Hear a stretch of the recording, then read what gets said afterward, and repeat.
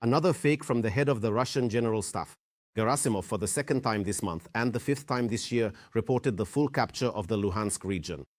Defense forces struck a military unit of the 150th Motorized Rifle Division near Novocherkassk. So reinforcements for the occupiers are not that simple. Not everyone even manages to see Ukraine. An unwelcome guest even in transit. The Baltic states are closing their skies to Slovak Prime Minister Robert Fico. Will he manage to find a route to Moscow to see his Kremlin friend? The toad and the viper are at it again. In Russia, they continue to humiliate Z propagandist Sergei Markov. This time he was fined for the absence of a foreign agent label. He blamed his misfortunes on the SBU and Solovyov. About all this and more, let's talk in detail right now. And please don't forget to like this episode. And let's get started. The Ukrainian military denies the statement by the head of the Russian General Staff, Valery Gerasimov, about the capture of the entire Luhansk region. The 3rd Army Corps noted that Nadia, Novoye Horivka and the Rekivka area remain Ukrainian, and this is the Luhansk region. Therefore, the Russian claims do not correspond to reality.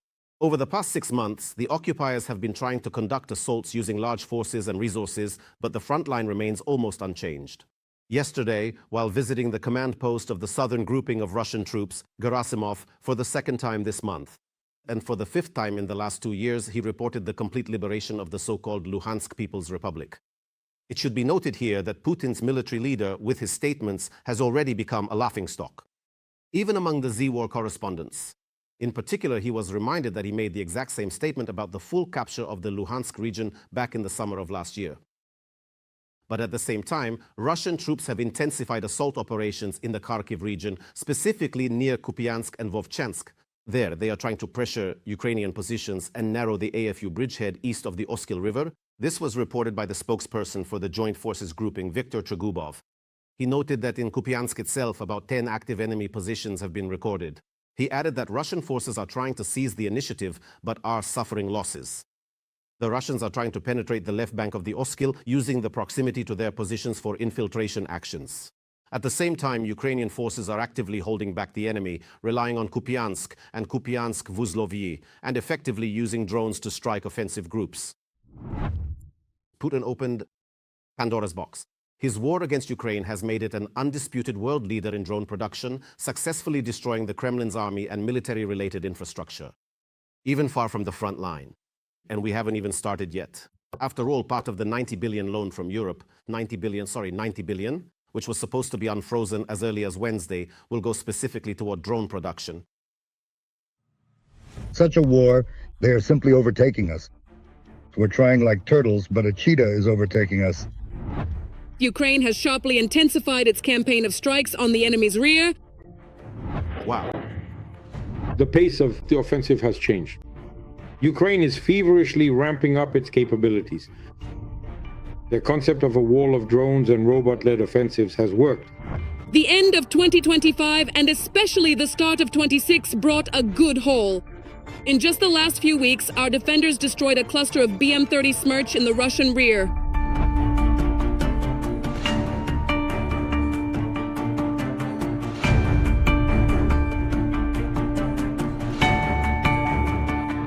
In Russian-occupied Mariupol, Ukrainian drones struck a Russian Pantsir S-1.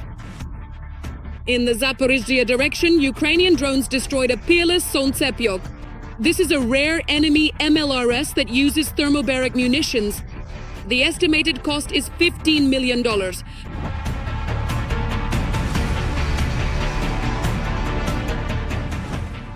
Another Ukrainian record. For the first time in history, a Shahed was downed by an interceptor drone launched from an uncrewed sea platform.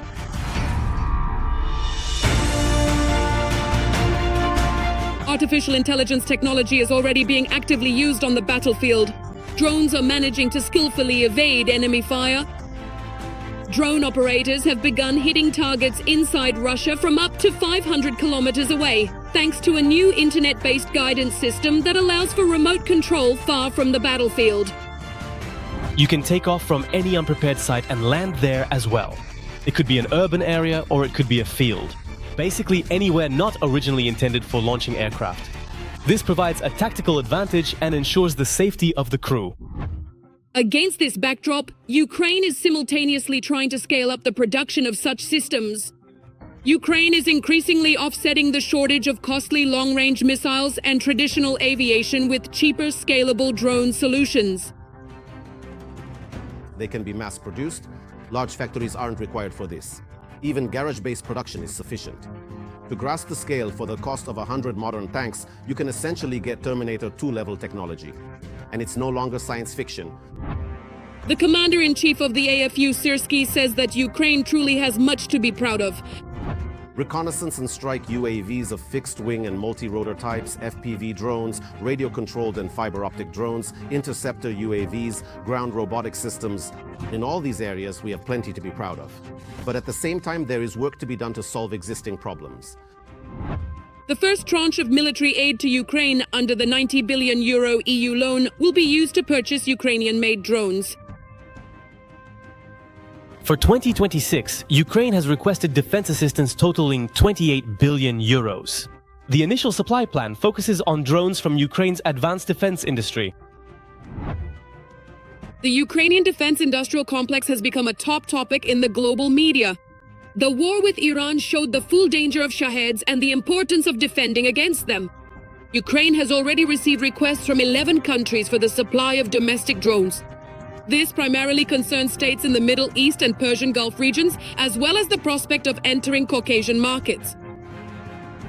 In this drone deal, there will be at least 10 different agreements on various exports of Ukrainian weapons. Planned co-production includes building our production lines both in Ukraine and in other states. New technologies that we're developing together with various states in which they invest. And there's an agreement on funding for the year of the corresponding volume and a fixed number of years. Separately, Zelensky announced the start of active cooperation with European countries. Work has already begun in close cooperation with Germany, Italy, Norway, Sweden, and the Netherlands. Of course, we have very good relations with Great Britain and France.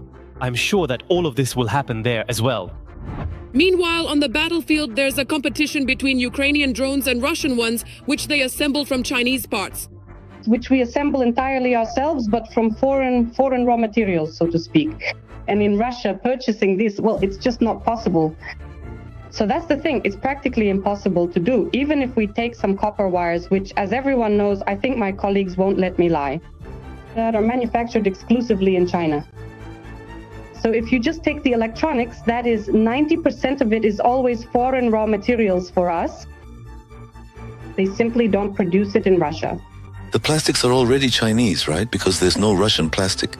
Well, come on, There's no Russian plastic, Dmitry Anatolyevich. Come on, stop it.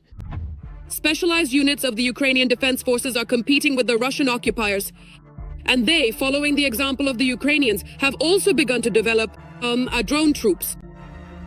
We have no other way forward but to increase the power and the efficiency of our unmanned systems in order to win in this confrontation.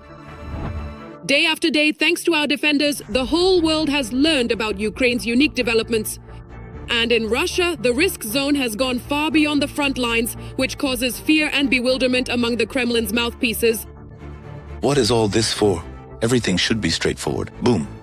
If necessary, learn from the enemy. Look at the control system. The American one. What the Ukrainians are implementing now. Don't be ashamed to take all the best. While the Kremlin is in hysterics, our warriors are doing everything to disrupt logistics, fuel infrastructure, and military hubs of the enemy in order to win this war. Drones from the SBU's Alpha Special Operations Center struck the Samara Linear Production and Dispatch Station in Prosvet Samara region, causing a fire there.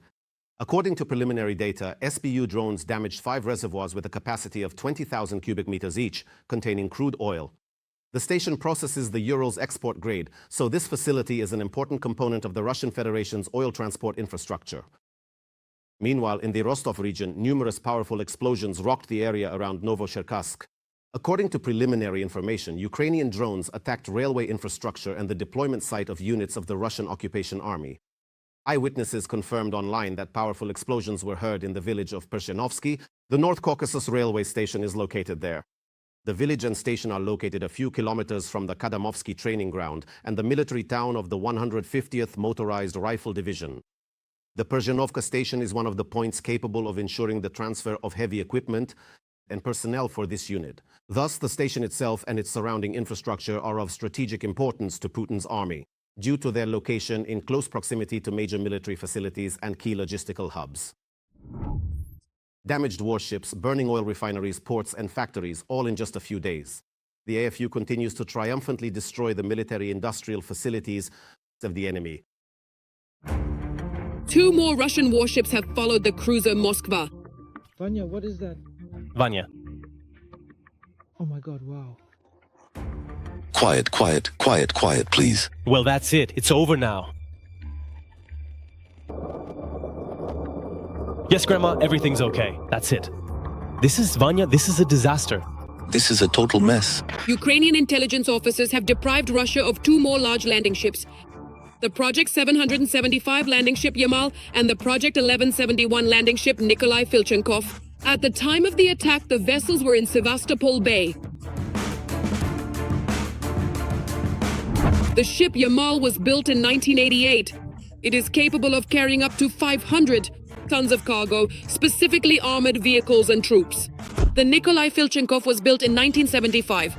The ship is capable of carrying up to 1,000 tons of cargo.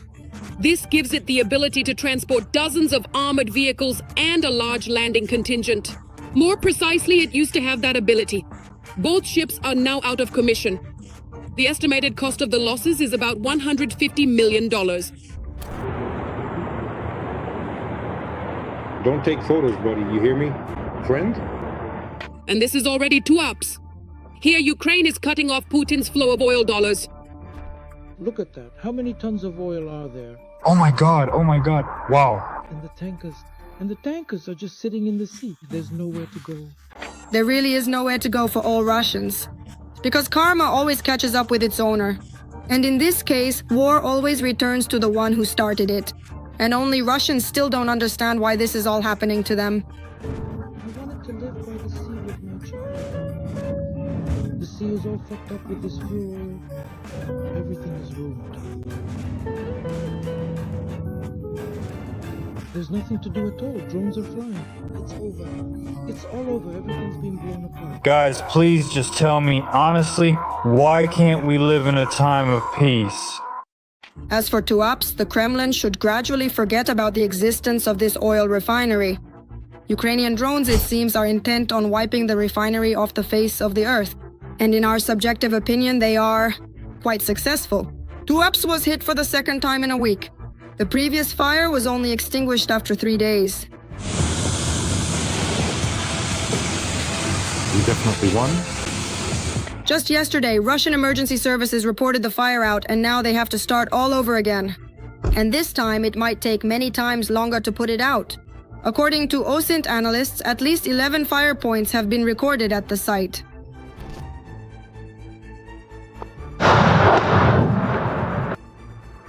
Ukrainian defenders are striking not only Russian oil facilities but also military-industrial complex sites. Yesterday, Ukrainian sanctions paid a visit to the Atlant Aero plant in Taganrog, Rostov region. An incendiary surprise was delivered by Ukrainian Neptune missiles. 500. 1,500. Atlant Aero carries out the full cycle of design, manufacturing and testing of Molnia-type strike reconnaissance drones, as well as components for Orion drones. As a result of the attack on the plant, at least 2 workshops were damaged.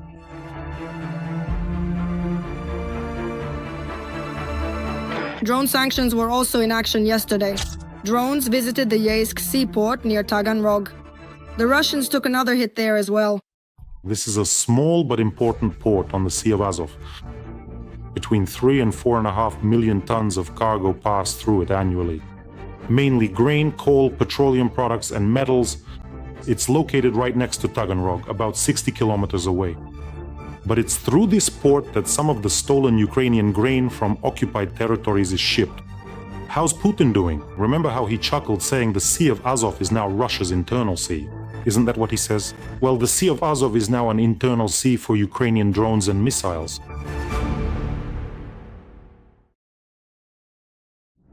Every voice matters. Join our community, support independent journalism and help us bring you the truth from Ukraine. Become a member of Ukraine Today. Join us now. By the way, things are really heating up in 2 ups right now. Fuel tanks have been blazing for nearly a week at Russia's only oil refinery on the Black Sea coast. During the latest strike, Ukrainian drones hit the tank farm, according to the General Staff of the Armed Forces of Ukraine. NASA's fire detection system is recording abnormally high temperatures at the facility. Footage circulating online also shows thick smoke from the fire and massive open flames. The Tuapse refinery is geared toward exporting petroleum products through the nearby marine terminal. The strike on the tank farm effectively paralyzes fuel supplies abroad and for the Russian Federation's fleet, specifically warships. Meanwhile, the city's locals are already adapting to life under a smokescreen, as no evacuation is planned for a man-made disaster, so they're already using survival hacks. They're using Coca-Cola to wash oil products off surfaces. Take a look. I want to show you a really useful life hack from a very kind person who once said that Coca-Cola can actually wash away oil products. Thank you so much, kind person. Thank you for sharing such a truly magical life hack.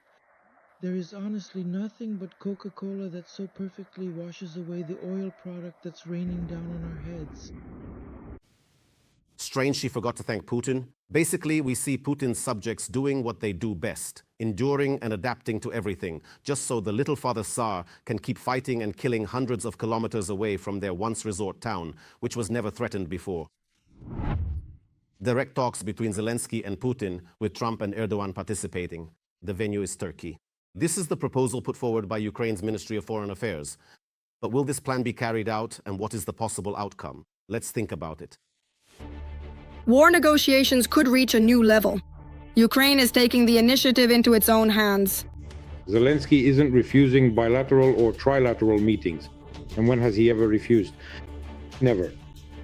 He was even planning to fly to Istanbul back then, if you remember, in May of last year. And he did fly there. But Putin refused. And then the talk turned to representatives, delegations, and so on. Next, Hungary. That was Budapest when all this happened in Anchorage. And after that, Zelensky said, I'm ready. And despite a series of refusals from Muscovy, Kyiv isn't veering off the diplomatic track. On the contrary, it's increasing pressure in the negotiation sphere, promoting the idea of a meeting at the highest level, a direct dialogue between Volodymyr Zelensky and the Russian dictator Putin.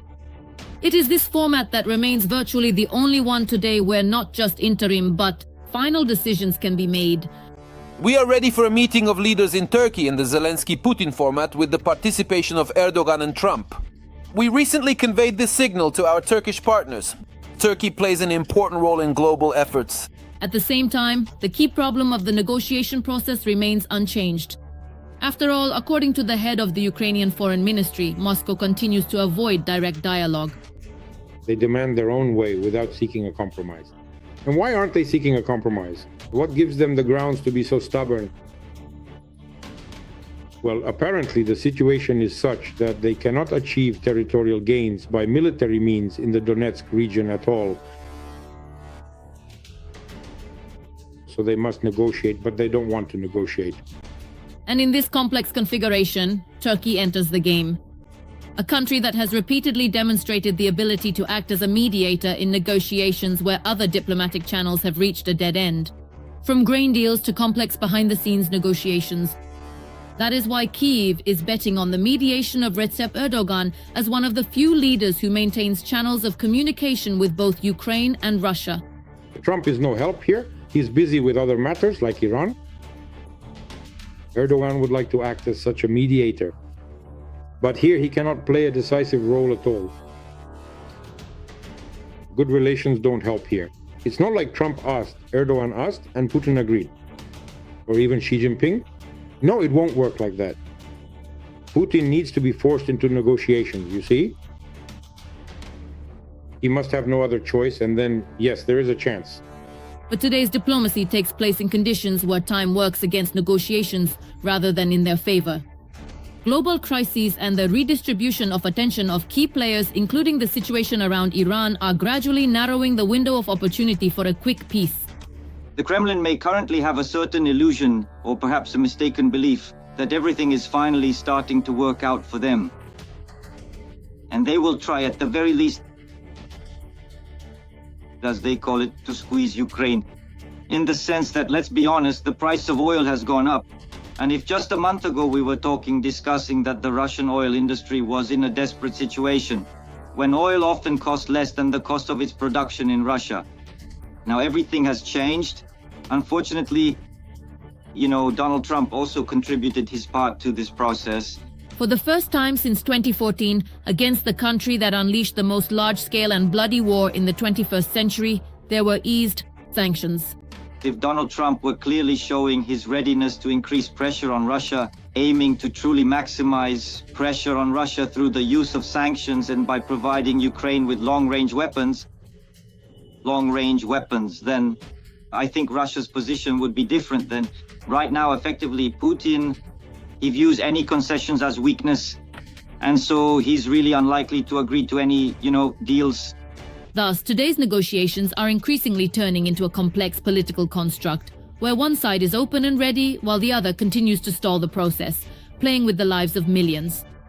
And against this backdrop, the main question sounds ever more acute. Is the Russo-Ukrainian war even capable of moving from the mode of endless diplomatic attempts to the moment of decision-making?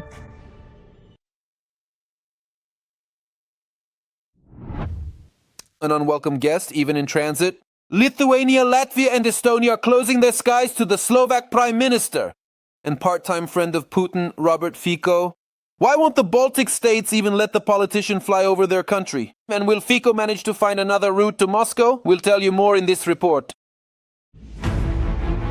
The Victory Coven is under threat. Slovak Prime Minister Robert Fico is being blocked from the air corridor to Russia.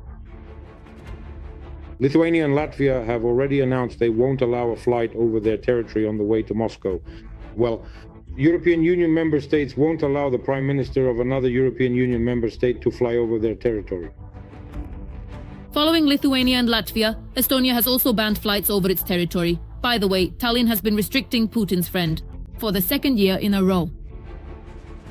Fico will once again not receive permission to use Estonian airspace for a flight to Moscow to attend the May 9th parade, an event aimed at glorifying the aggressor. We refused this last year, and the same principle applies now. The reason for the ban is obvious. A European leader has no business flying to Russia, especially for the Kremlin's main holiday. Happy holiday to you. Wishing you a wonderful, great Victory Day. But since Fico doesn't get this simple truth, they're blocking his way to avoid sponsoring a visit to an aggressor country. I suspect that attending the parade is rewarded by the Kremlin with certain preferences for this or that leader. I don't know if that's true, but it certainly looks that way. And Fico wants to clearly demonstrate his unwavering loyalty because, after all, he is very interested in securing cheap energy resources as well as having more money in his own pocket. So naturally, he's quite eager to do so. So leaders of other countries don't necessarily have to help him with that. Fico was warned within the EU itself. High Representative for Foreign Policy Kaja Kallas made it clear to the Slovak Prime Minister last year that participating in Moscow events is incompatible with the EU's position. But Fico just snapped back then, saying he shouldn't be told what to do. Is Ms. Kallas's warning blackmail or a threat that I'll be punished upon my return from Moscow? I don't know, but I know that it's now 2025, not 1939. Ms. Kallas, I would like to inform you that I am the legitimate Prime Minister of Slovakia, a sovereign country. No one can tell me where I have or do not have the right to travel. And although it's obvious to everyone, Fico is being cautious, limiting the visit's purpose to laying flowers at the tomb of the unknown soldier. Last year, he tried to explain his May trip to Moscow with planned meetings with other leaders, including China. But every time the highlight of the program was a rendezvous with Putin. Here too, he starts to dodge. He says, I'll go out, lay flowers there, and I'll be at the parade, or not. And I'm meeting not only with Putin, but also with Xi and the president of Brazil. So he's kind of trying to keep a more or less decent face in this ugly game, but it's not working. Everyone understands perfectly well where he's flying and why he's flying. It's clear he doesn't want to be, such a radical Putinist like, I'm flying and I don't care. No, he still understands that he is dependent on Europe. There are plenty of options where Fico wants to succeed, but, there's a physiological limit or boundary, I'd even say, to sitting on several chairs. And to finally meet with the bunker dweller, Fico has already started looking for alternative routes. They're drawing up a flight plan for Russia's dear friend, even in the Kremlin. Here's what they're proposing in the Russian Federation. A transit flight through Hungary and Romania, and then over the Black Sea, as well as a route through Austria-Italy, the neutral waters of the Mediterranean Sea, and Turkey. Another route is a flight through Poland or the Czech Republic and Germany, followed by an exit to the neutral waters of the Baltic Sea and entry into Russian airspace in the St. Petersburg area. Well, don't get ahead of yourself with Poland. Last year, Warsaw already closed its skies to Fico. The entire Kremlin stood up for the Slovak politician then.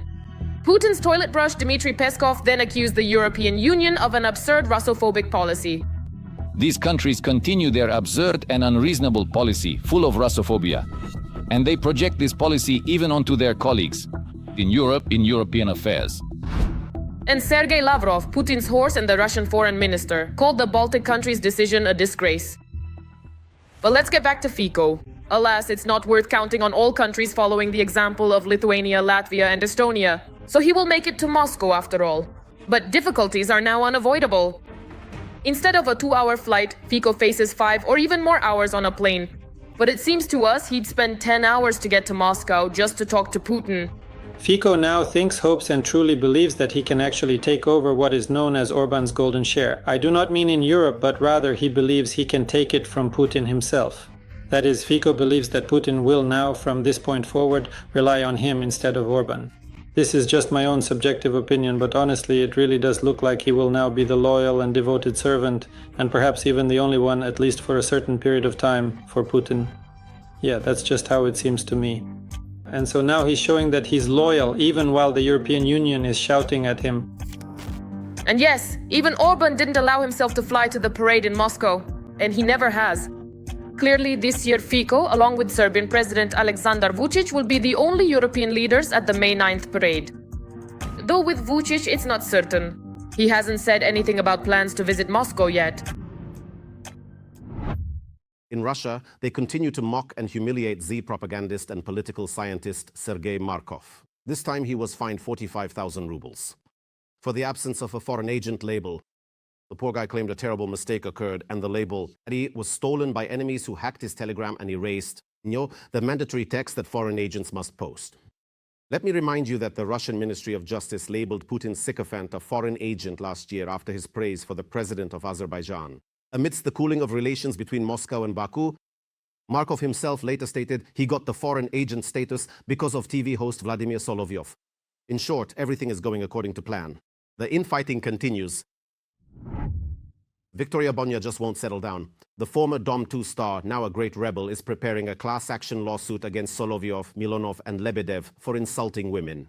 We were silent for a long time, let it slide, and pretended it would pass. But it's time to ensure these people answer for their words today, Bonya says in her new video message. All the details are coming up in the report. And don't forget to like this episode and subscribe to the Ukraine Today YouTube channel. Just a few days ago, Victoria Bonya was at the center of a major media stir after publishing a video message to Putin. I believe the most terrible thing is happening because you, Vladimir Vladimirovich, don't know what's going on in the country. You're being misinformed.